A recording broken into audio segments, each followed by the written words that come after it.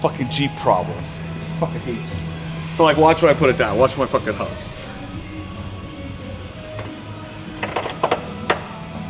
Yeah. That's why the backs are. Regular cars are fine. It's literally this thing.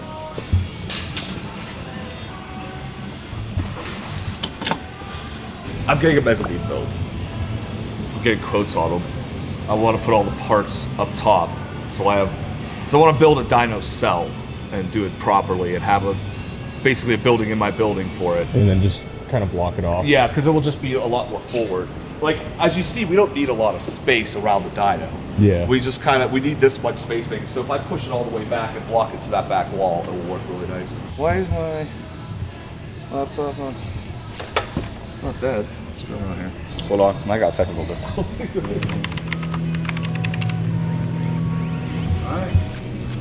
Alright, so step one is we gotta get the dyno to know what RPM we're at because of the gearing. So we're gonna try to find a 1-to-1 gear in this, which I think is like 4th or 5th on this car.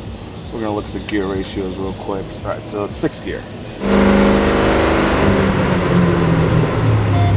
So what I just did there was I got the dyno to know what gear we want to run this in. So this car's gonna run on 6th gear, so that's the 1-to-1.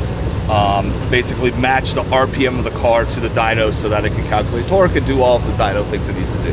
That's a really cool feature. It's called Smart Ratio. I don't have to like even hook up the OBD to do it because right now I'm going to use the OBD for tuning once my laptop charges. All right, go over here to hold, turn on the auto test.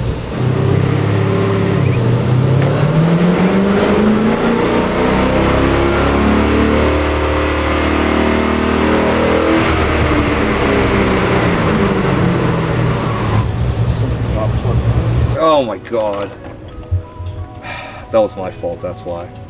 This time was my fault. Why did they made them the same? I don't know. They're labeled, in case anyone's wondering. Totally my fault. You gotta plug the RPM into the RPM slot, not the airflow slot. New dyno, I'm sorry. You get a pass. You get a pass. Alright, let's try this. Let's make sure she's still in the correct gear. All right.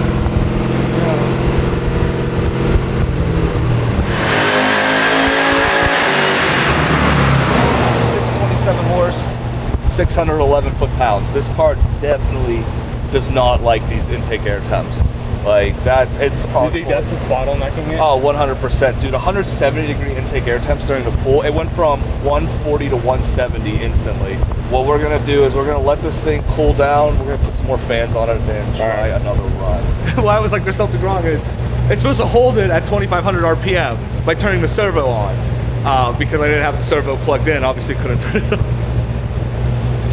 It came unplugged and I just plugged it into the first port and I wasn't paying attention. I was just excited.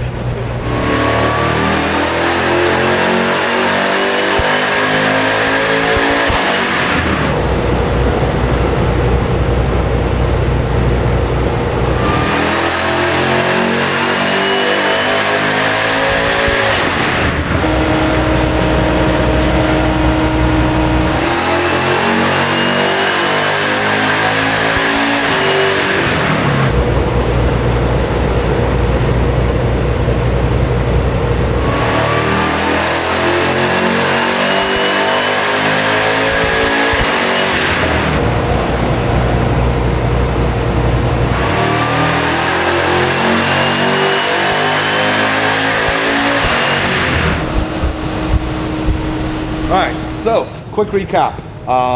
The IAT temps are disgusting in this vehicle.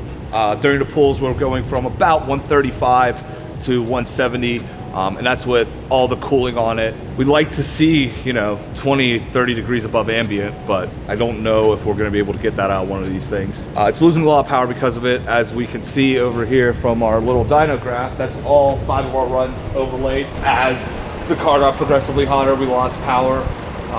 Where at the final run it made 610 horsepower. It's a dog.